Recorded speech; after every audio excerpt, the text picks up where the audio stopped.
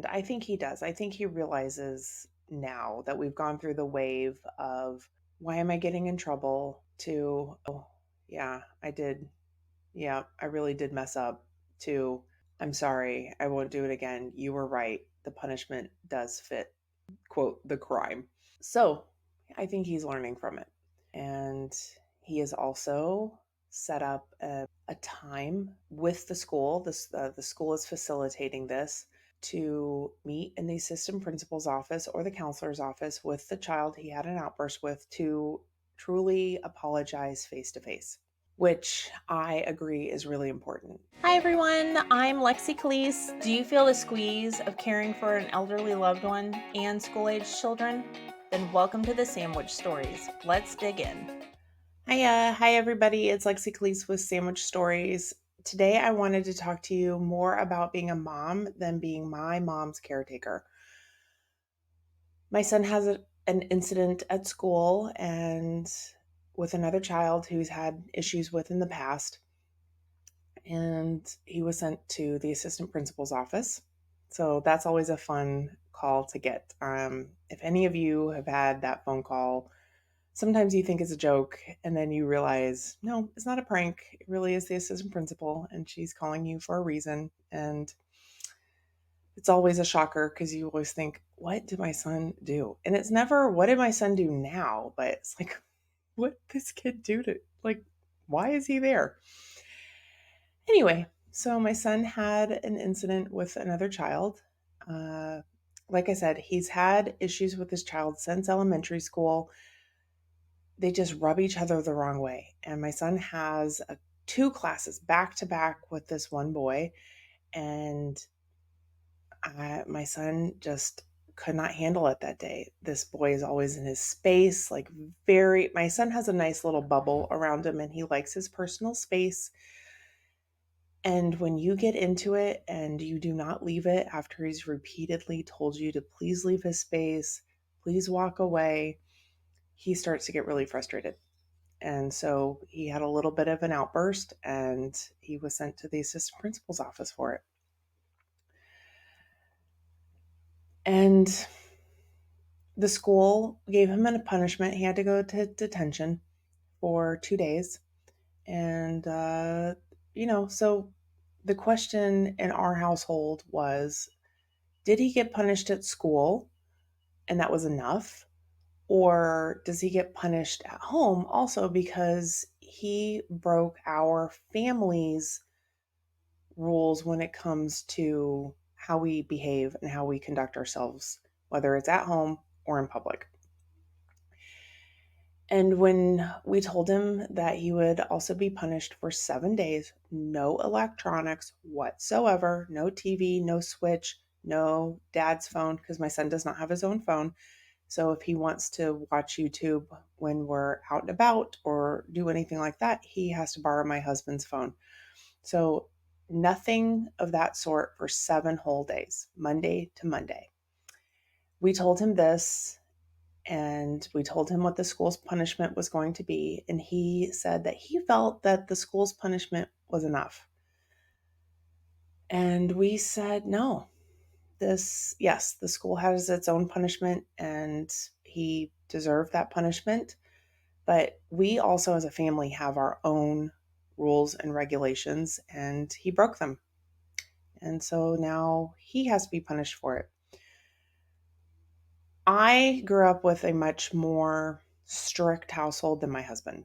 So we joke that my husband just never got punished a day in his life. He had a much more relaxed household. His parents worked shift work, so one was home and the other one was gone. But my husband was also a very good child. He was very studious, a little nerdy, hung out in his bedroom a lot. Um, poor man, read the encyclopedia, which I, kind of still to this day, like poke fun of him at. And I was like, oh, nerd alert. But he takes it all in good stride because he totally owns it. And he said, yes, I was a really awkward, nerdy, weird child. But he did very well. He was valedictorian of his high school and went off to TCU with a scholarship and has done very well in his life.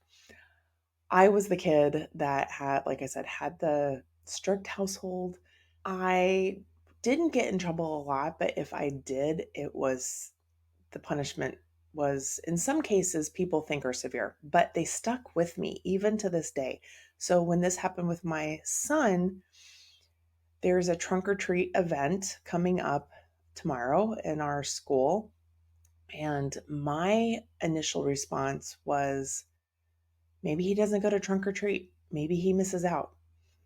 Uh, my husband felt like that was a little much because my husband did not want him to miss memories and to have the ability to socialize outside of school, which I completely understand. So we landed on 7 days, no electronics whatsoever. Because had it been in my household, I would have had 7 days, no electronics. And I also would have missed the trunk or treat because when I was a kid, it was bad grades meant you were grounded for 6 weeks. No TV, no going out with friends, nothing. When I was 7, I fibbed or lied. I don't even remember what happened, but it was around this time of year. It was Halloween. My parents grounded me from Halloween. I know it's really rough, right? But it stuck with me. Oh my gosh, today I even remember I didn't think my parents were going to stick with it. So I got dressed up. I put on my costume. I was all ready to go. And my dad looked at me. He said, "Well, you are dressed up now to hand out candy." But I never forgot it. And I never forgot the feeling that came along with it.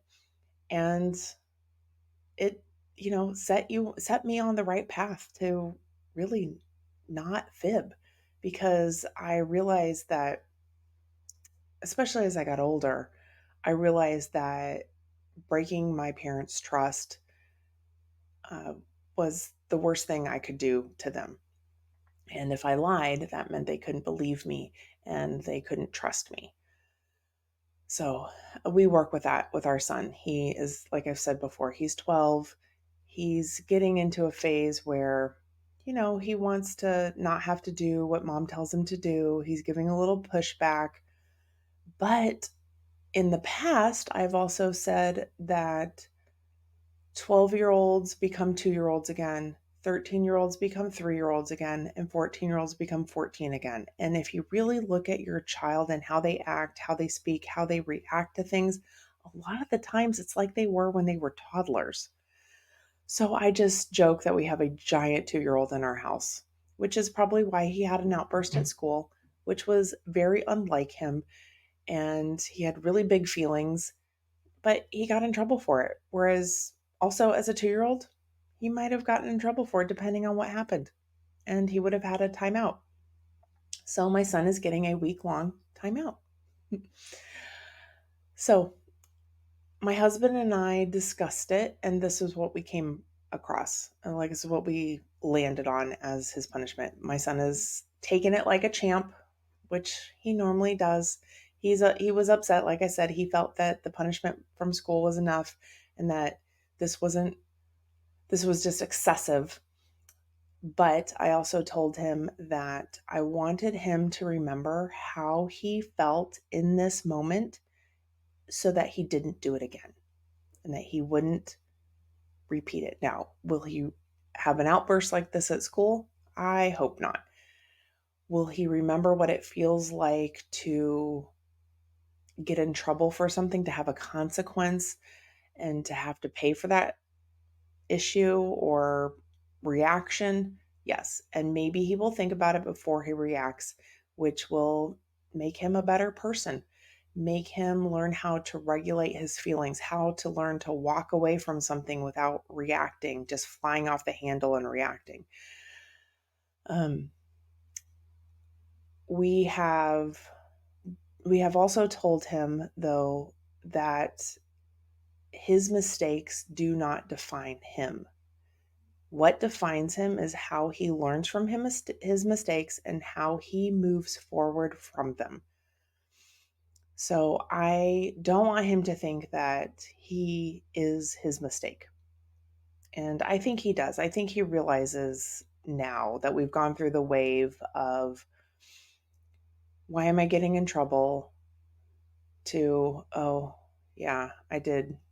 yeah, I really did mess up, to I'm sorry, I won't do it again. You were right. The punishment does fit, quote, the crime. Um, so I think he's learning from it. And he has also set up a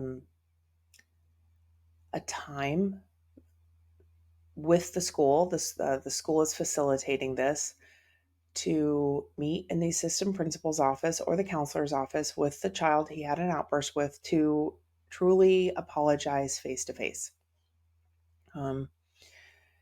Which I agree is really important. If he is remorseful for what he did and he is truly sorry, then being able to go to this child and apologizing and to his face and telling him that he was wrong is really important. And like I've said, sometimes apologies are not for the other person, but they are for yourself. So I really hope that my son takes this opportunity to make himself feel better. Yes, I want him to know. I want the other child to know that he is sad and he is remorseful, um, because he does know he did something wrong. So when it came to the punishment, my husband knows that I am normally the one who doles them out. Sometimes I'm the one that does it. I don't wait until my husband comes home, and I just tell my husband, this is what happened. This is the punishment. We're done. When this happened, this was definitely an opportunity for my husband and I to talk about it, to wait till we spoke to the assistant principal and to hear all sides of the story, because, of course, your son or your child is only going to tell you one side. They're going to tell you their side.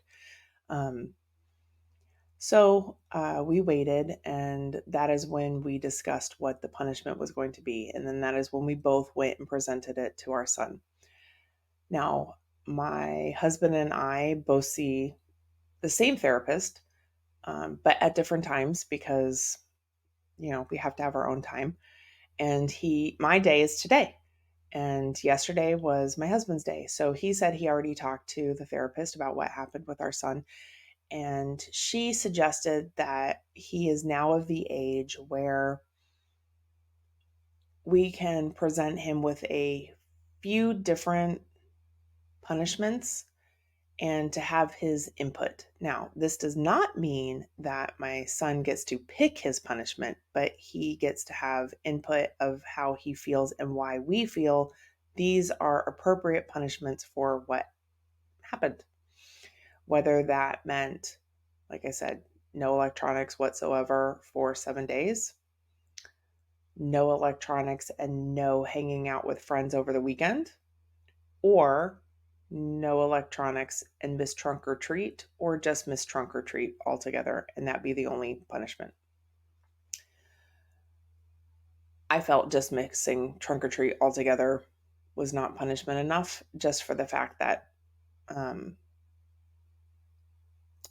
you know how kids are sometimes. They tell you, oh, this is going to be lame. And I was like, well, if you think this is lame, then you wouldn't mind missing it. But he really does want to go. Now that his friends have started talking about it, what costume are you going to wear? All those kinds of things. He's really excited to go and he wants to hang out with his friends. So I do agree with my husband that that would have been a really harsh punishment, because, this is a once a year activity through the school. Everybody at his school is going to be there. And to be the one that misses out and not know, and everyone ask, hey, Shelby, where were you? I think that would have been worse, because he would have had to hear from all his friends and everybody like, hey, man, where were you? We missed you. What was going on? Why were you at the trunk or treat? He would have then had to say, well, I was punished. I got in trouble, whatever it is, and have to relive it over and over and over again. So I don't think that would have been fair. That would have been a little excessive. So I'm glad my husband kind of talked me out of that one. So yeah, that's where I am right now. My mom is doing well. And so now I'm just having to live the mom life right now. And Yes, I still care for my mom. I was there yesterday. They had a big event at her assisted living. I took my son.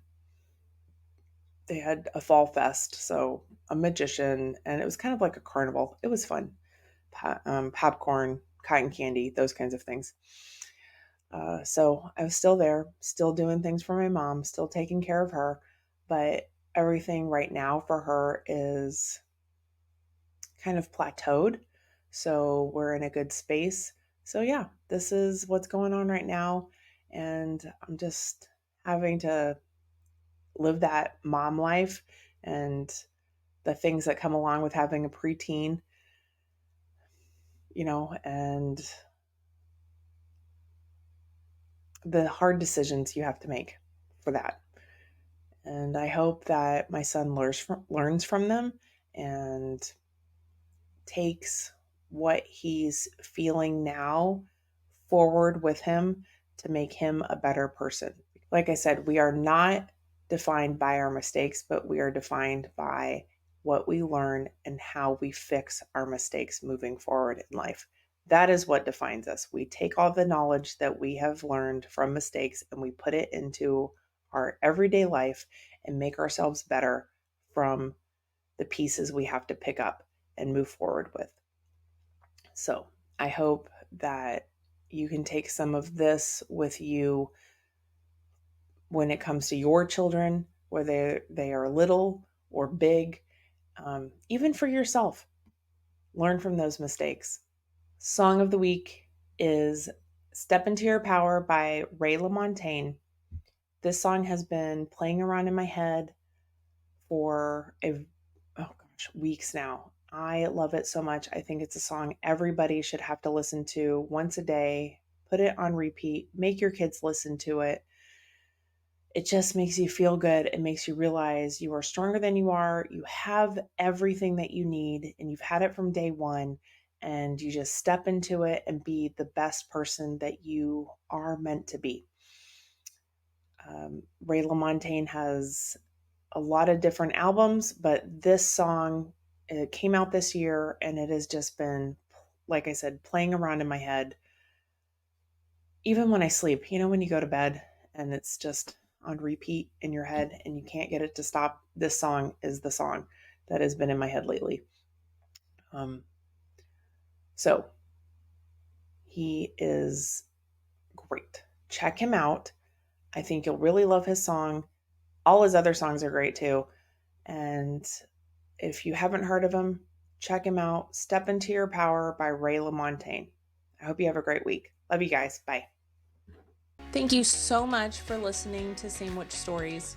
I really hope you learned some new things and enjoyed it. If you did, tell a friend, tell your mom, tell your sister, tell your dad, tell everybody you know to also listen. Maybe they'll learn some new things, how to help each other out, and find us at Sandwich Stories Podcast. Thanks so much.